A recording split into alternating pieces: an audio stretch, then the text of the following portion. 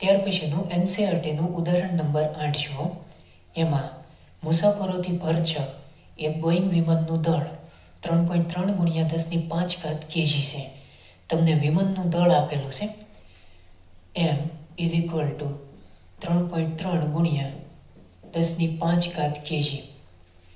તેની પાંખોનું કુલ ક્ષેત્રફળ 500 metre square છે. એરિયા તમને આપેલો છે 500 મીટર સ્ક્વેર. સરેરાશ 960 કિલોમીટર પર કલાકની ઝડપથી ઉડી શકે છે.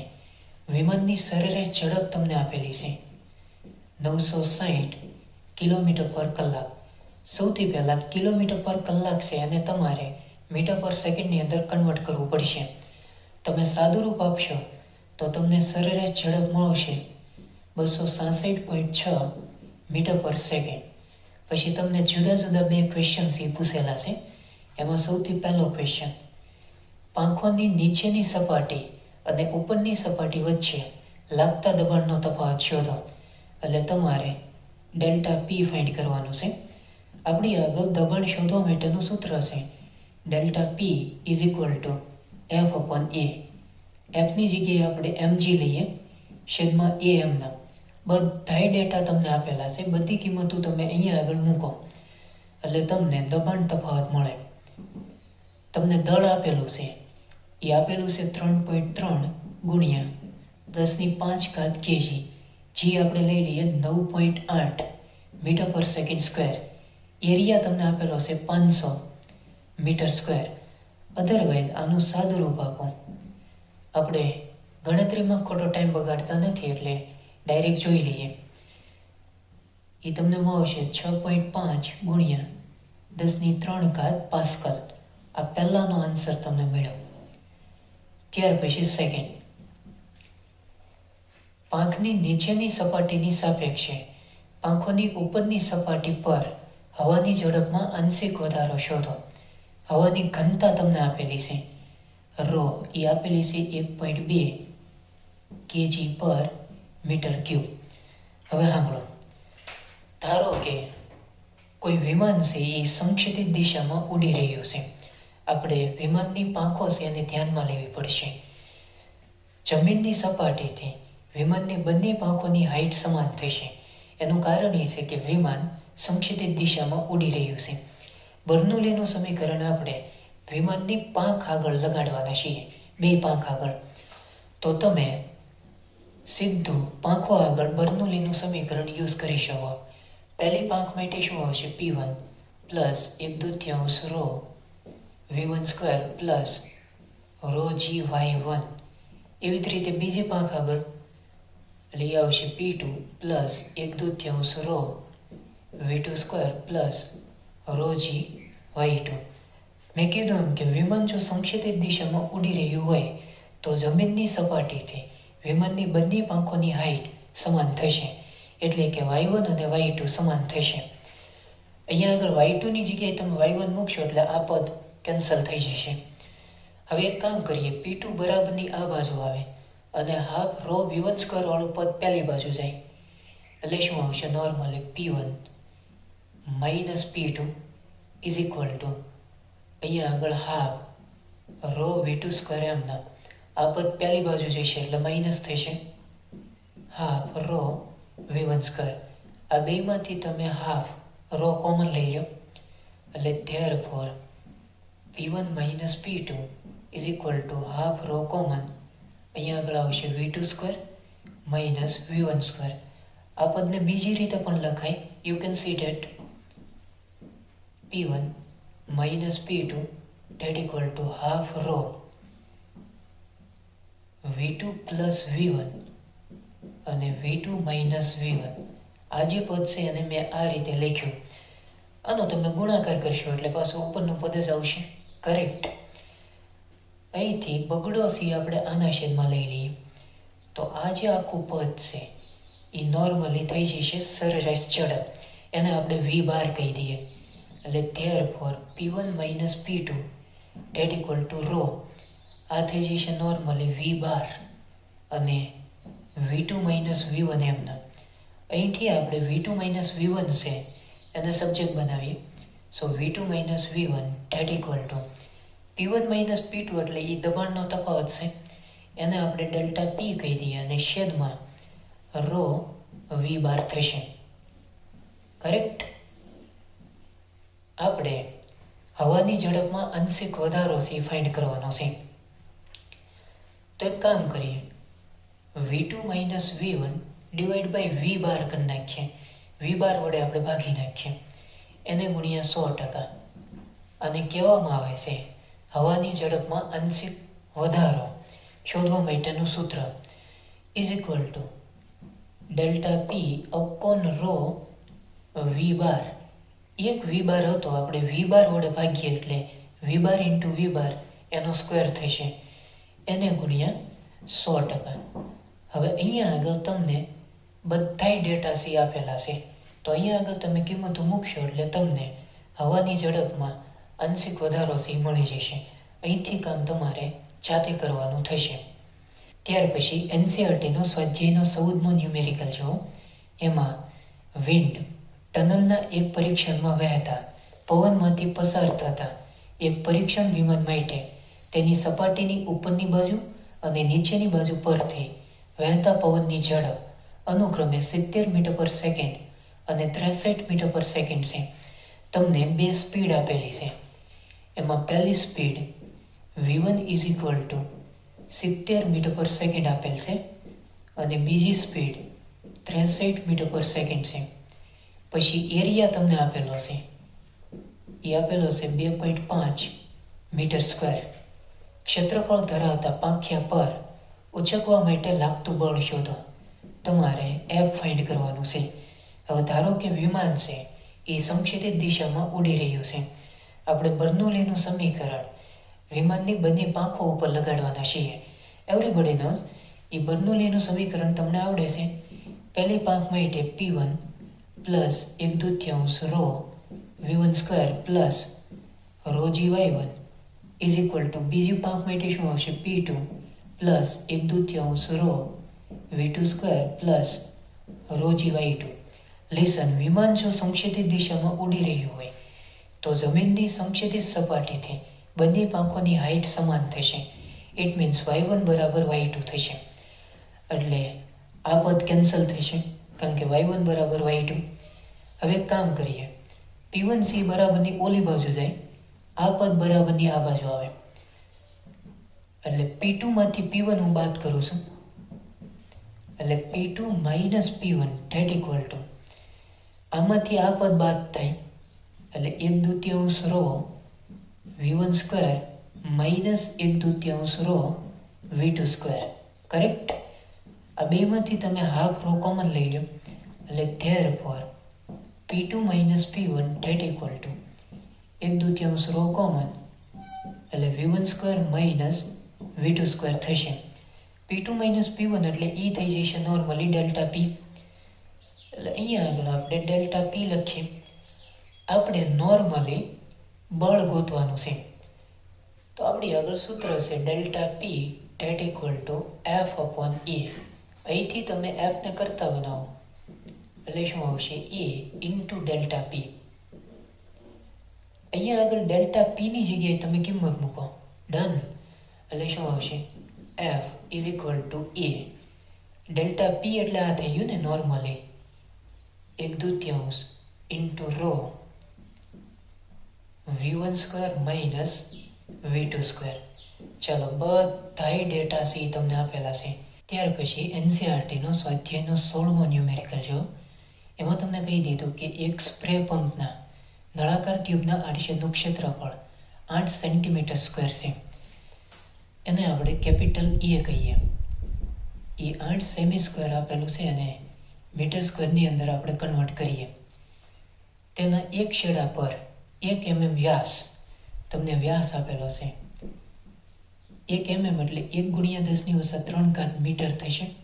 આના ઉપરથી તમને રેડિયસ મળશે, એમાં આવશે 0.5 × 10⁻³ મીટર. તમારે એરિયા ફાઇન્ડ કરવો હોય તો એરિયા મળે A is equal two πr², એને સ્મોલ a કહીએ. πm ના r એટલે આ થઈ ગયું નોર્મલી 0.5 × 10⁻³ એનો સ્ક્વેર. આ તમને એરિયા મળશે. ધરાવતા 40 સમાન છિદ્રો આવેલા છે. આ એક છિદ્રનો તમને એરિયા મળ્યો. તો 40 છિદ્ર હોય તો એરિયા કેટલો થશે? તો તમે સિમ્પલ ત્રિરાશિ મૂકી શકો. એક છિદ્રનો એરિયા પાઈ ઇન્ટુ 0.5 ગુણ્યા 10⁻³ સ્ક્વેર. તો 40 છિદ્રનો એરિયા કેટલો? એને આપણે એ ડેશ કહી દઈએ. Otherwise A dash is equal two 40 પાઈ થઈ જશે અને આ 0.5 ગુણ્યા 10⁻³ એનો સ્ક્વેર. તો આ તમને 40 છિદ્રનો એરિયા મળી ગયો. બરોબર. ટ્યુબમાંથી 1.5 મીટર પર મિનિટ જેટલા દરથી પ્રવાહ પસાર થતો હોય તો છિદ્રમાંથી બહાર નીકળતા પ્રવાહીની ઝડપ શું હશે? તમને પહેલી સ્પીડ આપેલી છે v1, એ આપેલી છે 1.5 મીટર પર મિનિટ. પર મિનિટ એટલે ભાગ્યા 60 કરવું પડશે, કારણ કે મિનિટમાંથી તમારે સેકન્ડમાં કન્વર્ટ કરવું પડશે. તો તમારે v2 છે એ ફાઇન્ડ કરવાનું છે. તમે અહીંયા આગળ સાતત્ય સમીકરણ વાપરો. a1 ની જગ્યાએ અહીંયા આગળ આવશે a, v1 તો અહીંયા આગળ છે જ, a2 ની જગ્યાએ આવી જશે a ડેશ. તો capital A into v1 date equal two small a dash into v2. અહીંથી v2 ને તમે સબ્જેક્ટ બનાવો એટલે a v1 upon a dash. So v2 is equal two area તમને આપેલો છે 8 ગુણ્યા 10⁻², પછી v1 તમારી આગળ છે 1.5 છેદમાં 60, પછી એ ડેશ તમારી આગળ છે 40 પાઈ 0.5 ગુણ્યા 10⁻³ એનો સ્ક્વેર. અધરવાઇઝ આનું તમે સાદું રૂપ આપશો એટલે તમને આન્સર સી મળી જશે. હવે અહીંથી કામ તમારે જાતે કરવાનું રહેશે. ત્યાર પછીનો એનસીઆરટીનો સ્વાધ્યાયનો 27મો ન્યુમેરિકલ જુઓ. એમાં તમને કહી દીધું કે હવામાં ઉડી રહેલા એક વિમાનની દરેક પાંખનું ક્ષેત્રફળ 25 મીટર સ્ક્વેર છે. એટલે તમને એરિયા આપી દીધો, એ આપેલો છે 25 મીટર સ્ક્વેર. પાંખની જો નીચેના ભાગે હવાની ઝડપ 180 કિલોમીટર હોય અને ઉપરના ભાગે 237 કિલોમીટર પર કલાક હોય તો વિમાનનું દળ શોધો. હવે અહીંયા આગળ તમને બે સ્પીડ આપેલી છે. એ બે સ્પીડ તમને કિલોમીટર પર કલાકમાં આપેલી છે. એને તમારે સૌથી પહેલાં મીટર પર સેકન્ડની અંદર કન્વર્ટ કરવાનું. એમાં પહેલી સ્પીડ એ તમને આપેલી છે 180 કિલોમીટર પર કલાક. એને તમે મીટર પર સેકન્ડમાં કન્વર્ટ કરવા જઈશો તો એ આવશે 50 મીટર પર સેકન્ડ. પછી બીજી સ્પીડ તમને આપેલી છે 237 કિલોમીટર પર કલાક. એને મીટર પર સેકન્ડમાં કન્વર્ટ કરવા જઈશો તો એ આવશે 65 મીટર પર સેકન્ડ. તમારે વિમાનનું દળ ફાઇન્ડ કરવાનું છે, એટલે કે એમ. હવાની ઘનતા તમને આપેલી છે ρ, એ આપેલી છે 1 kg પર મીટર ક્યુબ. પછી જી તમારે લેવાનું છે 9.8 મીટર પર સેકન્ડ સ્ક્વેર. હવે આપણે લોકોએ દળ સી ફાઇન્ડ કરવાનું છે. હવે ધારો કે વિમાન છે એ સમક્ષિતિજ દિશામાં ઉડી રહ્યું છે, તો વિમાનની બે પાંખો આગળ બર્નોલીનું સમીકરણ આપણે વાપરીએ. તો પહેલી પાંખ આગળ P1 plus 1/2 ρ v1 square plus ρg y1. બીજી પાંખ આગળ એટલે P2 plus 1/2 ρ v2 square plus ρg y2. વિમાન જો સમક્ષિતિજ દિશામાં ઉડી રહ્યું હોય તો જમીનની સપાટીથી બંને પાંખોની હાઇટ કેવી થશે? સમાન. એટલે y1 અને y2 છે એ સમાન થશે. તો આ પદ કેન્સલ થઈ જશે. હવે એક કામ કરીએ આપણે, P2C બરાબરની આ બાજુ આવે અને હાફ ρ v1 સ્ક્વેર વાળું પદ પહેલી બાજુ જાય, એટલે P1 માઇનસ P2 એટલે ડેલ્ટા P થઈ જશે. અને આ બેમાંથી હું હાફ ρ કોમન લઈ લઉં, સાથોસાથ કામ કરું એટલે અહીંયા આગળ આવશે v2 square minus v1 square. સૌથી પહેલા આપણે બળ ફાઇન્ડ કરીએ. તો બળ માટેનું સૂત્ર છે F is equal two E delta પી મેં તમને ગોતી દીધું. આપણે દળ ગોતવાનું છે, તો એફની જગ્યાએ તમે mg લઈ શકો નોર્મલી એ ડેલ્ટા પી એમના. અહીંથી તમે એમના સબ્જેક્ટ બનાવો તો એ ડેલ્ટા પી ડિવાઈડ બાય શું થઈ જશે? જી. આ ડેલ્ટા પીની કિંમત અહીંયા આગળ મૂકો એટલે therefore m is equal to a. Delta પીની જગ્યાએ આવી જશે રો બાય 2 અને અહીંયા આગળ જી તો છે જ, અને v2 square minus v1 square. Otherwise હવે અહીંયા આગળ તમે કિંમતો મૂકશો એટલે તમને વિમાન છે એનું દળ તમને મળી જશે. આપણે સાદુ રૂપમાં ખોટો ટાઈમ બગાડતા નથી એટલે ડાયરેક્ટ હું અહીંયા આગળ આન્સર લખી દઉં છું. એ આવશે 4400 kg. તમને બધાય ડેટા આપેલા છે. આડછેદનું ક્ષેત્રફળ આપેલું છે, પછી ઘનતા તમારે લેવાની છે 1, પછી v2 અને v1 આ બેની કિંમતો તમને આપેલી છે, પછી જી તમારે લેવાનું છે 9.8. તો આની અંદર તમે કિંમતો મૂકશો એટલે તમને ડાયરેક્ટ આન્સર છે એ મળી જશે. હવે આપણે થોડાક MCQs છે એ સોલ્વ કરીએ. એમાં બીજો MCQ જુઓ. એક એરોપ્લેનની સંક્ષિતિજ સમતલમાં રહેલી પાંખ ઉપર હવાની ઝડપ 120 મીટર પર સેકન્ડ અને નીચે તે 90 મીટર પર સેકન્ડ છે.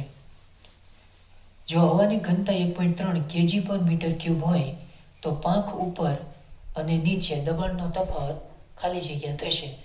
આ કેસમાં તમારે દબાણનો તફાવત છે ફાઇન્ડ કરવાનો છે. તમને બે ઝડપ આપેલી છે. પહેલી ઝડપ આપેલી છે 120 મીટર પર સેકન્ડ, પછી બીજી ઝડપ તમને આપેલી છે 90 મીટર પર સેકન્ડ. તમને હવાની ઘનતા આપેલી છે 1.3 kg પર મીટર ક્યુબ. તો તમારે દબાણ તફાવત છે ફાઇન્ડ કરવાનો છે. સિમ્પલ. વિમાનની પાંખ આગળ તમે બર્નોલીનું સમીકરણ વાપરી શકો. તો આપણી આગળ સૂત્ર છે P1 plus 1/2 row v1 square plus rho gy1 that equal to P2 plus 1/2 rho v2 square plus rho gy2. વિમાન સંક્ષિતિજ દિશામાં ઉડી રહ્યું છે એટલે જમીનની સપાટીથી વિમાનની બંને પાંખોની હાઇટ કેવી થશે? સમાન. એટલે કે y1 બરાબર y2. તો આ પદ તો કેન્સલ. અધરવાઇઝ P2 આ બાજુ આવે અને આ પદ પહેલી બાજુ જાય તો P1 માઇનસ P2, અને આ બેમાંથી હું હાફ રો કોમન લઈ લઉં તો અહીંયા આગળ આવશે v2 square minus v1 square.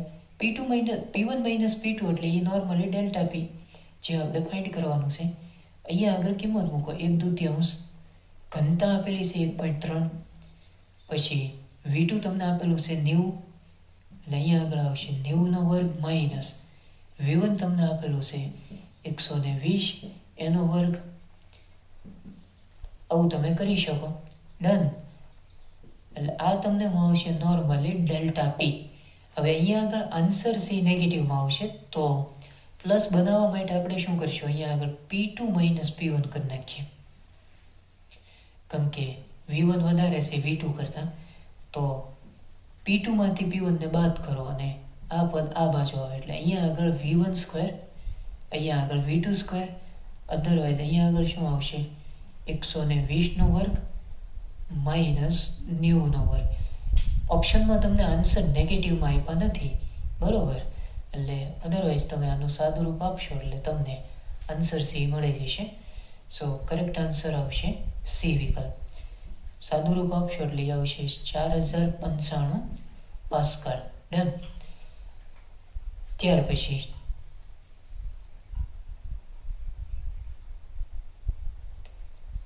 10મો MCQ જુઓ. અદબનીય પ્રવાહી એક સંક્ષિતિજ નળીમાં વહે છે. બિંદુ A પાસે નળીની ત્રિજ્યા x અને B પાસે તેની ત્રિજ્યા x/2 છે. તો બિંદુ A અને બિંદુ B પાસે તરલના વેગનો ગુણોત્તર શોધો. હવે એક કામ કરીએ. માની લ્યો કે આપણે કોઈ આ રીતે નળી છે એનો વિચાર કરીએ. સપોઝ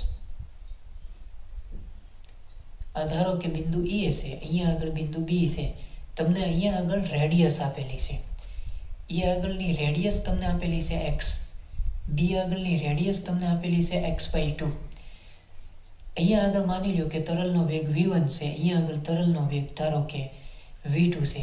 તમારે v1/v2 ગોતવાનું છે. સીધું સાતત્ય સમીકરણ યુઝ કરો. a1v1 is equal two a2v2.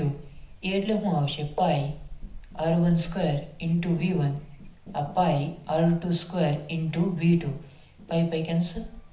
તમારે v1/v2 ફાઇન્ડ કરવાનું છે. તો v1/v2 ઇઝ ઇક્વલ ટુ અહીંયા આગળ શું આવશે? r2/r1 એનો હોલ સ્ક્વેર.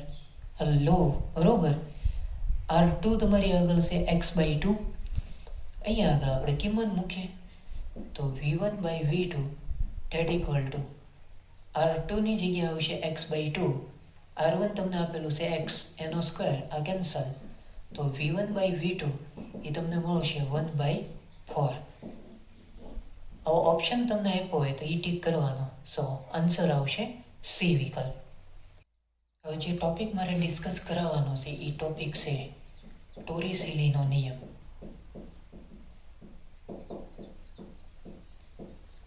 ટોરિસેલી એ વૈજ્ઞાનિકનું નામ છે અને એનો નિયમ સમજવા માટે આપણે કોઈ એક પાત્ર છે એનો વિચાર કરીએ. એને હું આ રીતે બતાવું.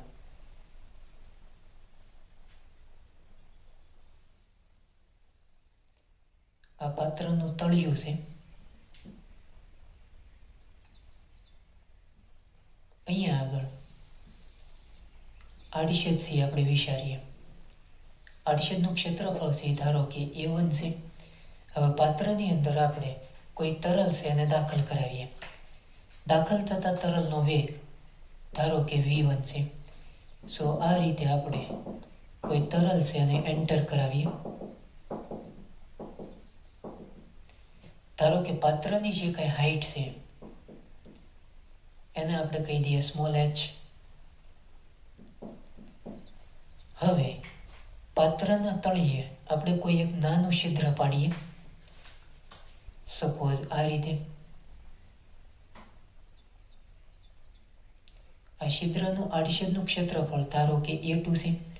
હવે તમે જેવું તળિયા આગળ છિદ્ર પાડશો એટલે છિદ્ર મારફતે પ્રવાહી છે એ બહાર નીકળશે.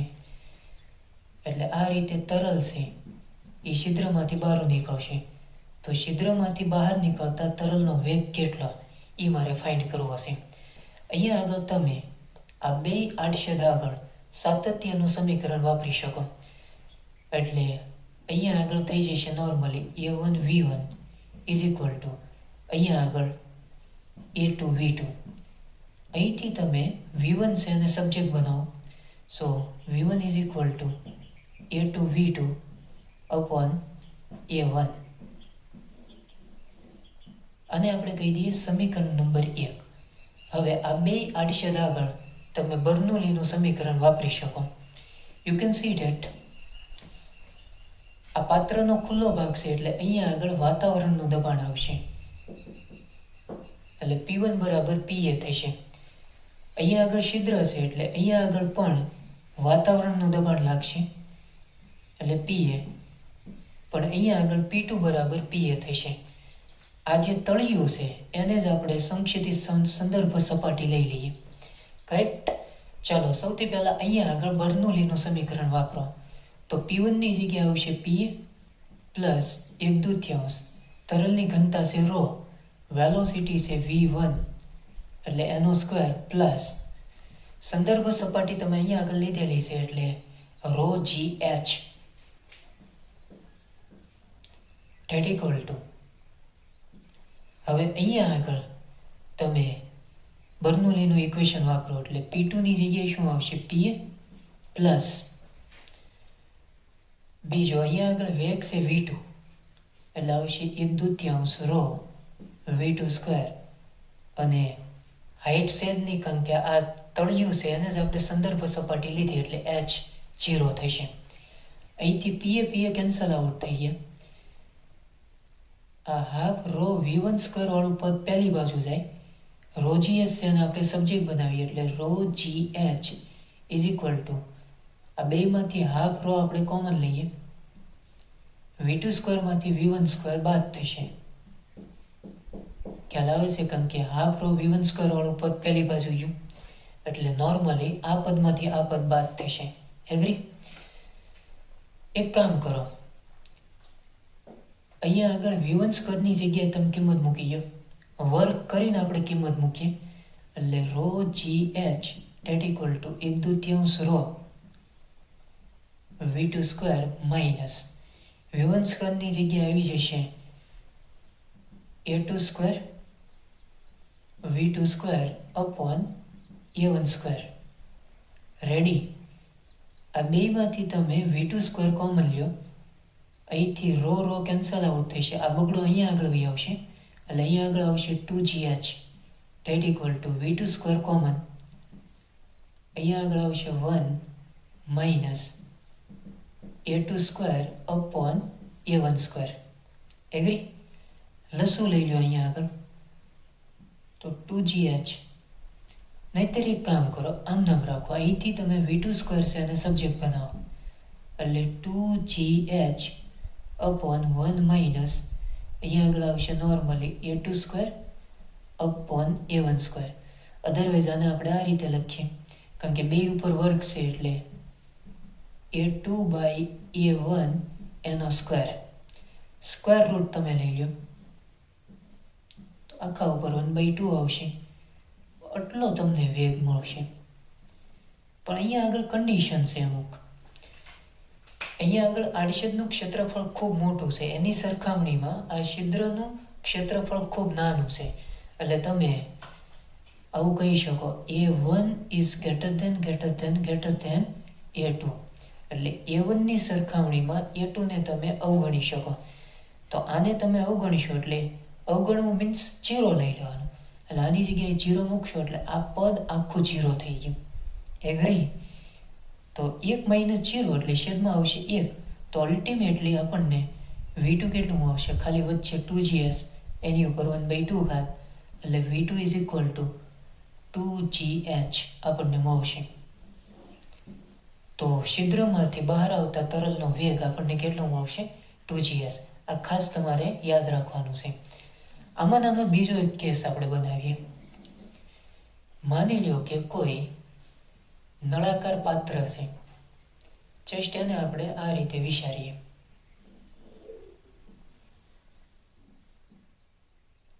અને આ કોઈ સંક્ષિતિજ સપાટી છે. આ નળાકાર પાત્રની જે કોઈ હાઈટ છે એ ધારો કે કેપિટલ S છે. ડન.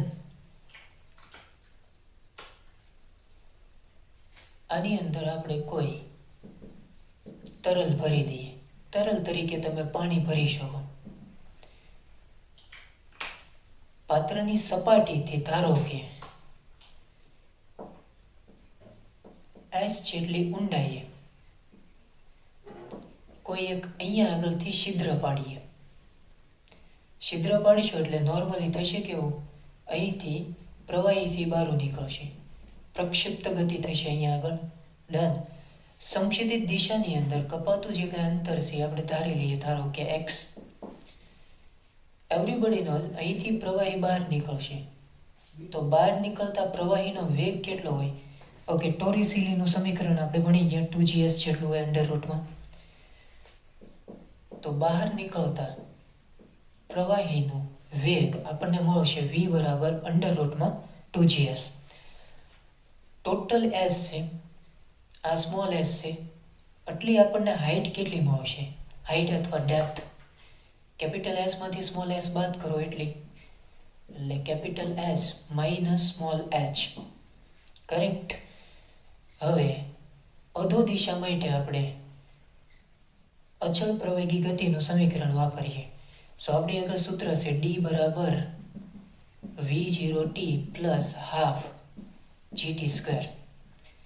એવરીબડીનો તરલ છે એનો વેગ આમ છે સ્પર્શકની દિશામાં, કારણ કે અહીંથી છિદ્ર પડશે એટલે તરલ આમ ગતિ કરશે, નીચે નો આવે. ખ્યાલ આવે છે? સ્ટાર્ટિંગમાં એટલે શરૂઆતનો વેગ છે એ 0 થશે એટલે આ પદ આખું 0 થઈ ગયું. ડીની જગ્યાએ તમારે આ કિંમત લેવી પડશે normally, h minus small h is equal to half gt square. અહીંથી તમે ટી સ્ક્વેરને કરતા બનાવો એટલે T square is equal to શું આવશે normally 2h minus h upon g. આ આપણને ટાઈમ મળી ગયો. સો એની ઉપર 1/2 ઘાત. ડન. હવે સંક્ષિતિજ દિશામાં કપાતું અંતર મારે ફાઇન્ડ કરવું છે, તો x બરાબર vt. કરેક્ટ. એમાં v તમારી આગળ છે અંડર રૂટમાં 2gs. ટાઈમ આ છે આપણી આગળ, ઈ પણ અંડર રૂટમાં છે. સો 2h minus h upon g. અહીંથી g કેન્સલ. એગ્રી. હવે અહીંથી આપણે સાદુરૂપ આપવાનું થશે. You can C that. ખાસ ધ્યાન આપજો, કારણ કે ખાસ અગત્યના પ્રોબ્લેમ છે એ હું ડિસ્કસ કરાવું છું. આ બે પ્રોબ્લેમ તમારે સ્ટ્રેટ ફોરવર્ડ યાદ જ રાખવાના છે સીધા. તો અહીંયા આગળ x ઇઝ ઇક્વલ ટુ આ 2 2 ને 4 થશે, એને એક અંડર રૂટમાં આપણે લઈ લઈએ એટલે 2 2 ને 4 અને s છે અને આની સાથે ગુણી નાખીએ. આવડશે કે એક સ્ટેપ વધારી દો? જો વધારી દો. આ બે અંડર રૂટમાં છે એટલે એને એક અંડર રૂટની અંદર આપણે લખ્યું. ડન. આ રીતે. હવે આ જે સ્મોલ s છે એને કૌંસની અંદર લઈ જાઓ એટલે x ઇઝ ઇક્વલ ટુ આ થઈ ગયું 4h કેપિટલ S માઇનસ અહીંયા આગળ શું આવશે નોર્મલી s સ્ક્વેર. કરેક્ટ. 4 છે એનું સ્ક્વેર રૂટ કેટલું નીકળશે 2. તો સંક્ષિતિજ દિશામાં કપાતું અંતર એ આપણને આટલું આવશે. જો સંક્ષિતિજ અંતર જ ખાલી પૂછે તો તમારે આ સૂત્રનો યુઝ કરવો પડશે. ડન. પણ તમને કોઈ એમ પૂછે કે મેક્સિમમ કેટલું એ દૂર જશે, એટલે અવધિ પૂછે મહત્તમ કેટલું સંક્ષિતિજ અંતર એ કવર કરશે, તો તમને ખ્યાલ આવે તમારે બદલાતી ભૌતિક રાશિની સાપેક્ષે એનું વિકલન કરવું પડે. મેક્સિમમ કે એટલે એની કોઈ નિશ્ચિત વેલ્યુ આવી ગઈ કે ભાઈ 2 કિલોમીટર દૂર જશે કે 5 કિલોમીટર દૂર જશે, એ મેક્સિમમ વેલ્યુ આવી. ખબર પડે તમને? એટલે હું અહીંયા આગળ આમ લખું કે ભાઈ મહત્તમ અંતર પૂછે તો બદલાતી ભૌતિક રાશિની સાપેક્ષે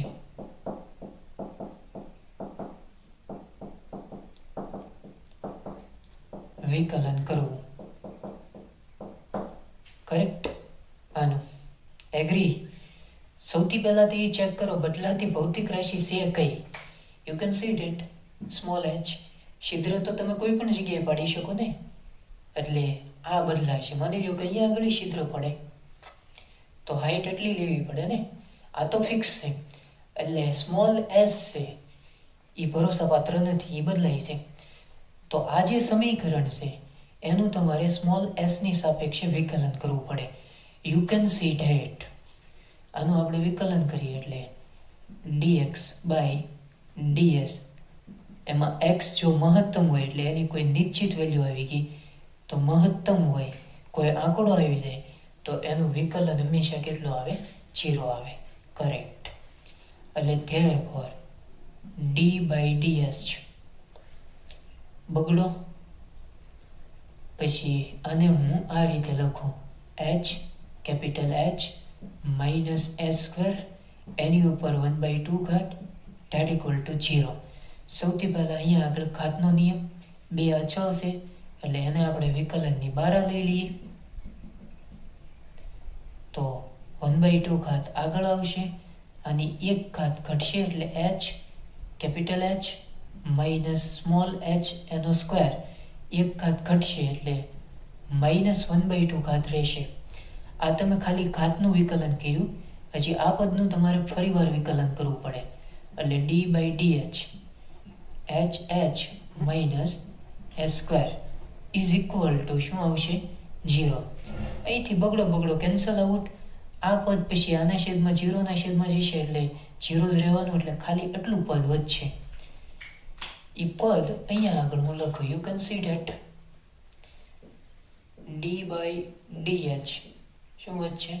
hh minus s² date equal two 0. ખ્યાલ આવે છે? આખું પદ 0ના છેદમાં ગયું, 0 થઈ ગયું. ચાલો હવે આનું વિકલન કરો ભાઈ. તો અહીંયા આગળ આવશે કેપિટલ H, આનું વિકલન 1. આનું શું આવશે? 2h date equal two 0. ઓલી બાજુ જાય એટલે પ્લસ, એટલે h બરાબર 2h. તો h ઇઝ ઇક્વલ ટુ આપણને કેટલું આવશે? h/2. એટલે તમારે જો દૂર સુધી તરલને પહોંચાડવું હોય, સંક્ષિપ્ત અંતર કવર કરાવવું હોય, તો એક્ઝેક્ટ મધ્યમાંથી છિદ્ર પાડવું પડે, જેથી કરીને તરલ દૂર સુધી પહોંચી શકે. કારણ કે આ જ બતાવે ને, મૂળ જે હાઈટ હોય એના કરતાં અડધી હાઈટે તમે છિદ્રને પાડશો તો તરલ છે અને તમે મહત્તમ અંતર સુધી પહોંચાડી શકશો. આ બે પ્રોબ્લેમ છે તમારે સ્ટ્રેટ ફોરવર્ડ યાદ રાખવાના છે, ખાસ અગત્યના છે અને કોન્સેપ્ટ બેઝ છે. બરોબર, સીધા તમારે યાદ રાખવાના છે. એમાં પહેલું સૂત્ર ખાલી સંક્ષિપ્ત અંતર પૂછે, એમાં તમને કેપિટલ S આપે, સ્મોલ s આપે, બસ બે જ વસ્તુ આપી હોય તો તમને x મળી શકે. બરોબર. અને ટોરિસિલીનો નિયમ કે છિદ્રમાંથી બહાર આવતા તરલનો વેગ એ √2gh જેટલો હોય. બરોબર. સો બેઝિક આખો આઈડિયા છે. ઓકે.